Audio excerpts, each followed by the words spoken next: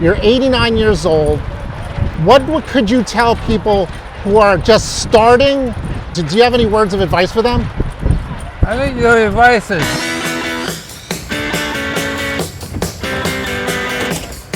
forward. Okay. Because there's a new tack down here. So Odie,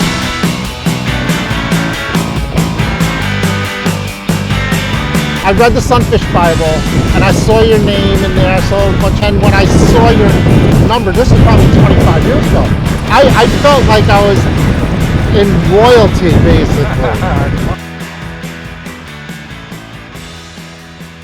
Right here we have one of the legends, may I say one of the legends of the Sunfish class. The oldies. The oldies, Paul Odegaard. You won the North American Championship in 1981. 81, way back. And that was a totally different boat. A different hull, yeah. A different hull, but Different like, boat, yeah. How old were you when you won that? 45 or so. I think I was the second oldest that won the North Americans. And that was 45 years old, Yeah. and you were sailing for about 19, 20 years at that point. Oh, long time, man. It started like in 1960 on the honeymoon in Bermuda. Nice, and that's with Polly. First time on Sunfish, we sailed doubles. Oh, that's Good. cool. And then so, now how old are you? You are 89 going on 90. 89 going on 90, and I apologize, hopefully this wind isn't too bad. Yeah. Why are you able to sail? What's the secret of your longevity? Trying to stay in shape and totally driven by the inner talk to keep going and don't give up.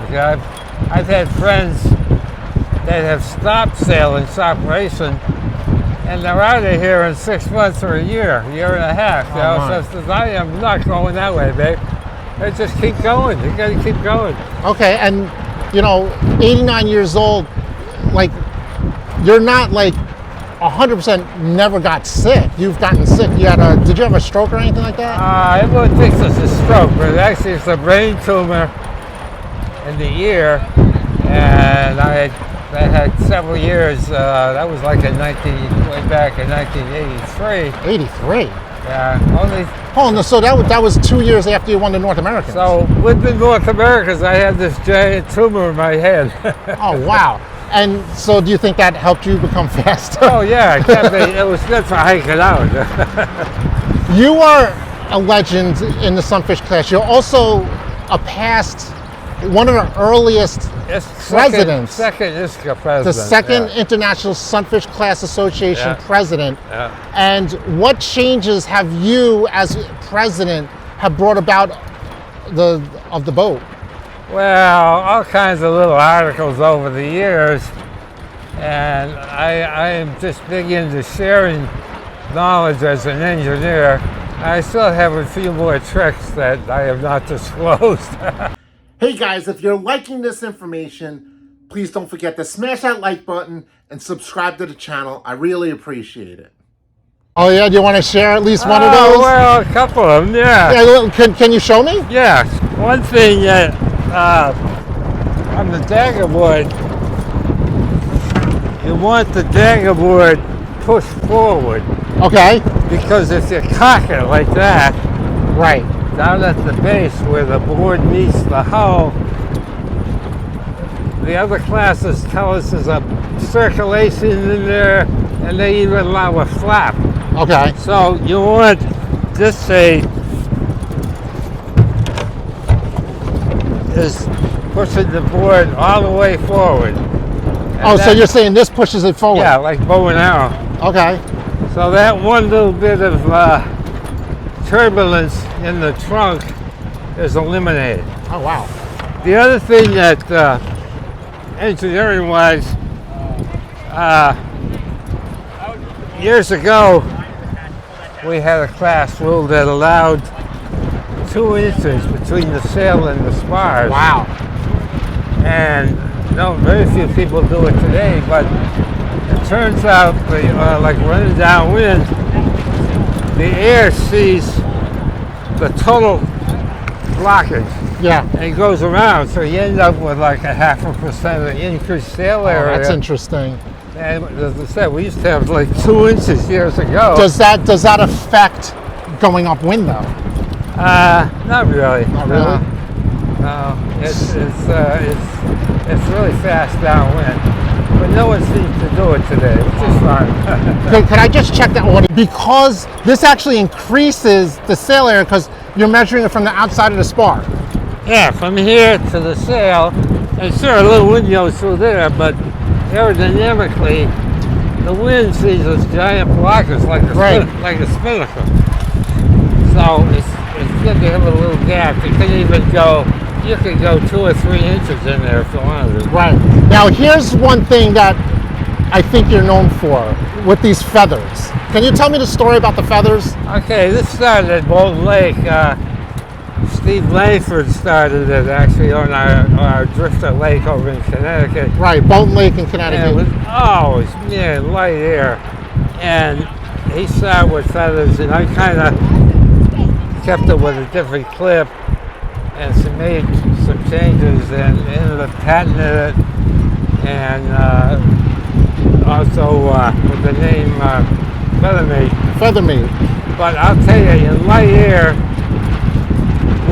with a feather on each side, right in front of you, right on the line of sight, I've been sailing next to guys, and you're 5-10 degrees different from instantly when there's a quick shift, and it's just a light air. Today it's perfect.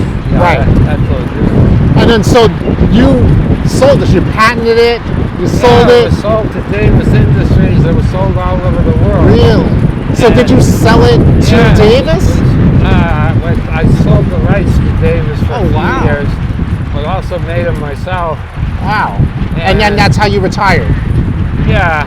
But not doing it anymore, but anybody wants to buy that business, it's still available. Oh wow, that's very cool. So you are the inventor of this. Yeah.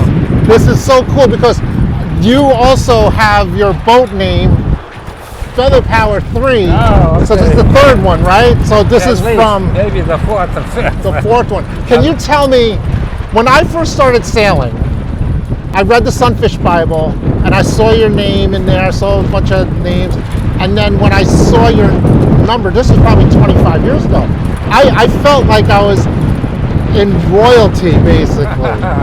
So is there a special story to your number? Yeah, the story is that I think it was at one of the gambler places. They always have the sevens lined up on the slot machines. Yeah. And one year I won with sevens. And back in the days when you called in to get a sale number, I think it was up to like 27,000. You could pick a number, which was really cool. Oh, that's cool. I don't know if they let you do it today, but back then it was pick a number. That was an option. Pick a number that you like.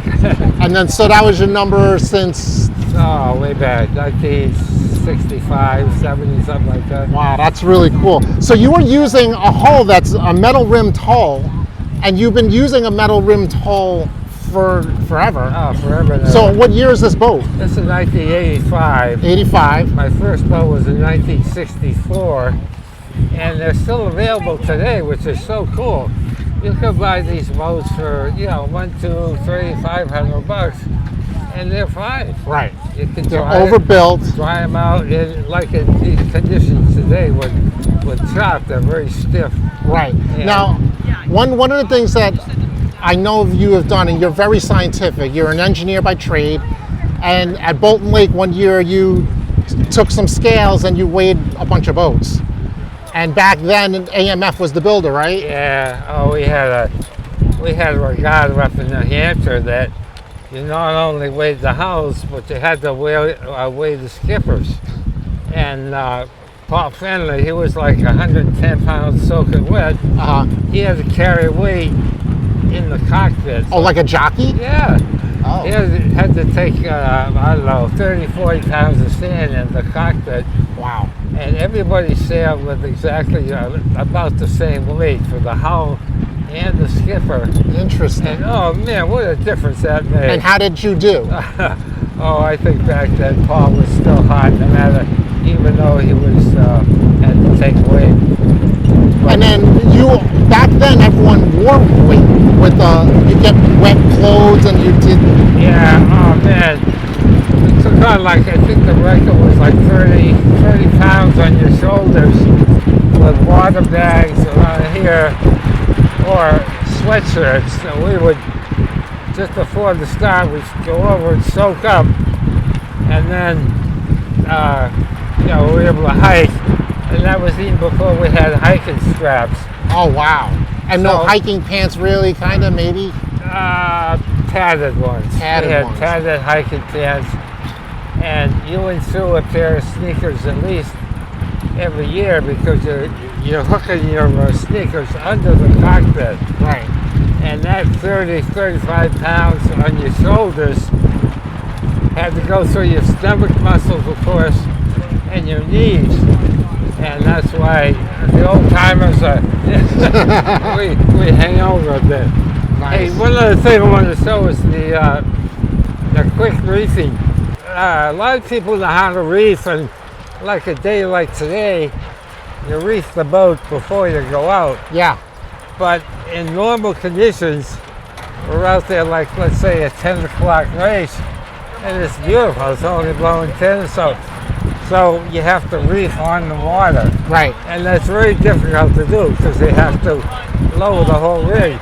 But there's a couple setups where you can reef on the water, and that is if you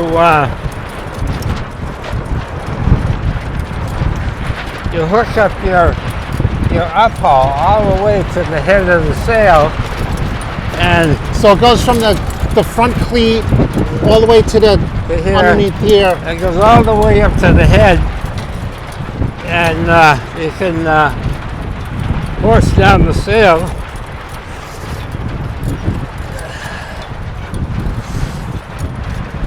So you get into the front of the boat.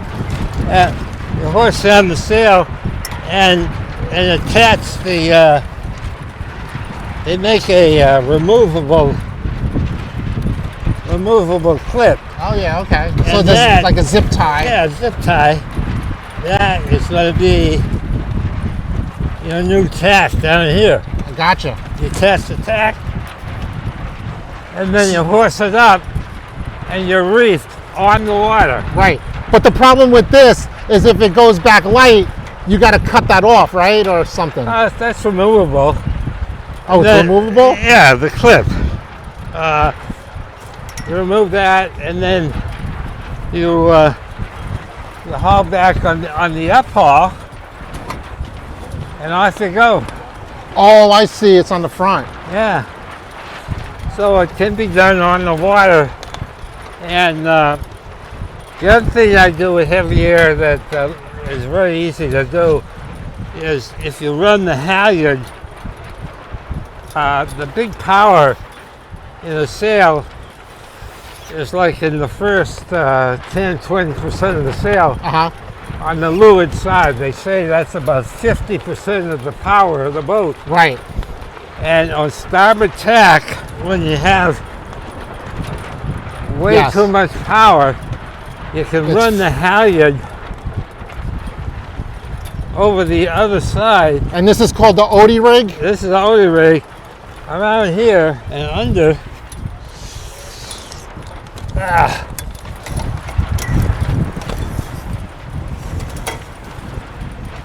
And as you can see, the so now the halyard's on the left side. The left side of the rig. So that the aerodynamics of the first 10% of the sail is flattened out. Right. Just like on port tack where the sail hits the mast, this hits the halyard and flattens the sail right out. So have you ever used that in regattas? That I have, yeah. And you found it a lot easier? I never tried the reefing, but that's really easy to do. Right. And it just flattens the whole leading edge of the sail. And so starboard tack, it's very easy to be overpowered because of that. It's kind of the equivalent of port tack now, because the mast acts as that. Yeah, and you can tighten that up. You can do a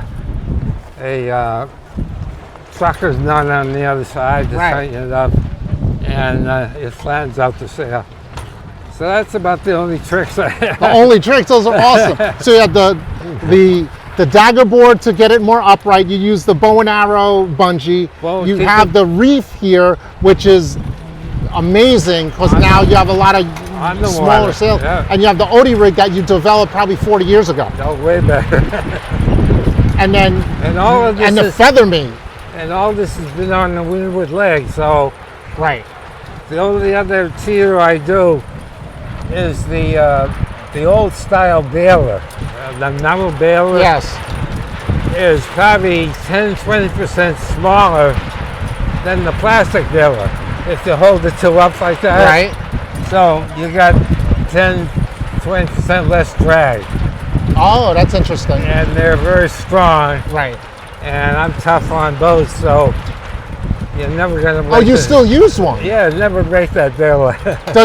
Do you close it and open it? I have a plug in there. Oh, okay. On the top. But yeah, I think you could still get those from old boats. The Persia baler. Yeah. That's really cool. So Odie, this is really a pleasure to see your developments over the decades. And a lot of this stuff that we see with the Jens rig and the Gust Adjust has come from, influences from you. Well, I'm not a Jens guy. I think it's too complicated. And I think it's much easier to reef it, and you can put the reef on and off very, very quickly. Right. And a lot of these, we had 3 or 4 engineers from Pratt. Gordy Gick, Larry Cochran, myself, Pratt Whitney engineers, and we would sit around drinking beer talking about these hydrodynamic dynamic changes to the boat, and we have distorted, our minds are technically warped. I admit it. Before I let you go, so Odie, you gotta get the back of my t-shirt. The older I get, the faster I was. Yup. That's cool. And this is from the Connecticut Senior Olympics. We used to do Senior Olympics years ago. Right. And now it's just Masters events. You've raced over 5-6 decades. Who was your main competition when you were at your peak of your sailing career? Probably Nat Philbrick and Teddy Moore, and of course Carl Knight. He kind of retired from racing, but I beat Carl once in regatta in racing against him for 20 years. And so all those guys, I don't think any of them are racing anymore. I really love the last one. And Nat Philbrick, a famous author, that he wrote a few books with the Sunfish. I think Paul Fendler was a big competition for you. Oh, yeah, he's the lightweight. He's really, really good. You won the North Americans when you were 45. Yeah. So, how old were you guys when you were beating up on each other? And we were all like 30, 35. Okay. A few guys in their 20s, but. So nowadays, it seems like it takes about 10 to 15 years to actually get good in this boat, I think. Do you think that's accurate, or are you just like, you have to be 20?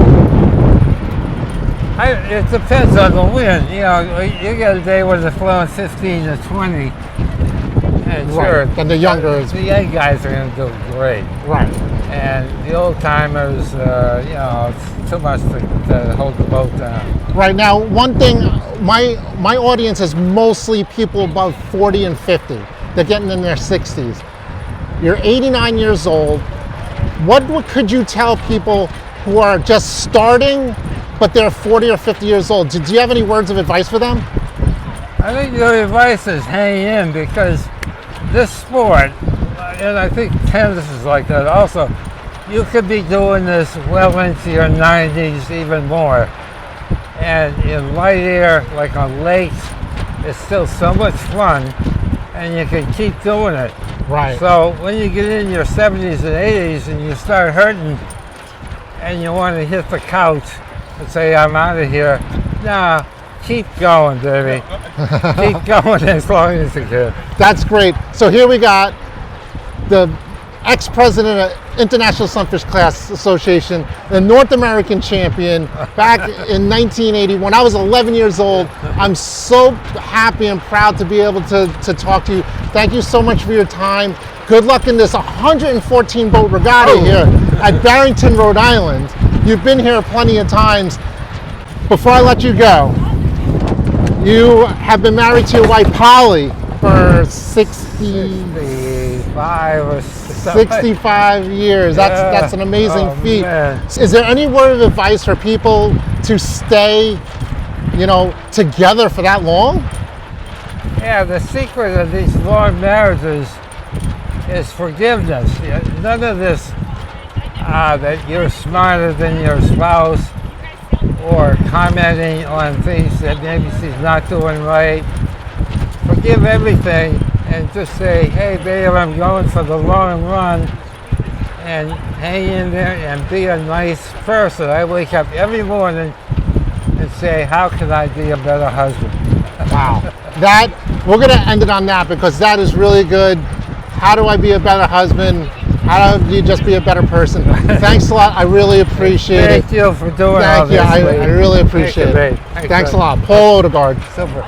Okay, here we have Polly Odegaard. You've been married to Paul Odegaard, who is one of the most legendary sunfish sailors in the history of sunfish. Do you agree with that? I sure do. It's the love of his life, and at 89, he's still ready to go out there. It's amazing, right? So, you've been married for how long? I believe we have 65 years coming in November. What was your role in 50-something, 60 years of you sailing? Just kind of beach support. Weekends came, we loaded the kids in the car, and it was always a fun time for everybody because I think we had a few more people that were on the beach with young children back then. Right. And it was a lot of fun. And to this day, we still have friends that we see from one place to the other. Exactly, that's nice. The Sunfish class has been a family, so I think you have just another family with the Sunfish class, right? It definitely is. It's another family. We did have the luxury of attending a few of the Worlds, so those were a wonderful experience. And met lots of people, and you run into them right here in the good old USA. Exactly. Yeah. I was telling Paul, when I first started sailing, I read the Sunfish Bible, and I saw all these people, and Paul was one of them. When I came down to probably one of these regattas in New England, and I saw his number, I was starstruck. I didn't really talk to him. I was kind of nervous. It's like, and he's out there for anyone who wants to talk to him. It's like we remember you when you were getting started, and now look where you are. Yeah, thank you. It's a wonderful group of people that they start in another class, and somehow they leave the class, but they always come back. Right, and that's one thing I wanted to get at what you said. He's a wonderful teacher, and he's shown me a lot of the things that he's come up with, and he's always been free with his information. Yep, and he still is. Yeah, and it's really amazing. He's addicted to the class. He definitely is, and even now he's still writing articles and still following your channel. Yeah, thank you. And it's just a pleasure. For 89 years old, he's an inspiration for everyone, young and old. He's vowed that he's going to stay out there until somebody says, nope, no more. And so far, he's still out there. I sometimes worry about him going out on real windy days, but he's gotten to the point where if it's over a certain, he just chooses not to go out. Right. So before I let you go, what is, you're coming up to 65 years, or you're on 65 years. What is your advice to anyone in a relationship to stick together so you can be together this long? Learn to be patient with each other. We all have shortcomings, and we all have otherwise. And the strengths don't always show. Some of the weaknesses show. And we're very tolerant with each other and try to be with our children also. We have 2 daughters. We have 4 grandchildren and 4 great-grandchildren. So we stay busy, and I think that's the secret to it all. Just keep moving. Okay, great. Yeah. Thanks you so much. Yeah. Holly Odegaard. Let's do it. Ready to go. How you doing, Odie? How you feeling? Oh man, my dragon is spoiling.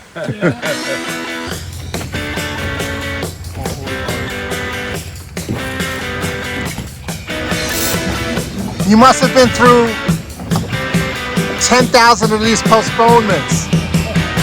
So what do you do just to like keep your mind focused?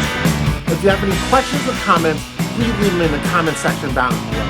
I read all the comments. If you know anyone that could benefit from this information, please share this video with them. Really appreciate it.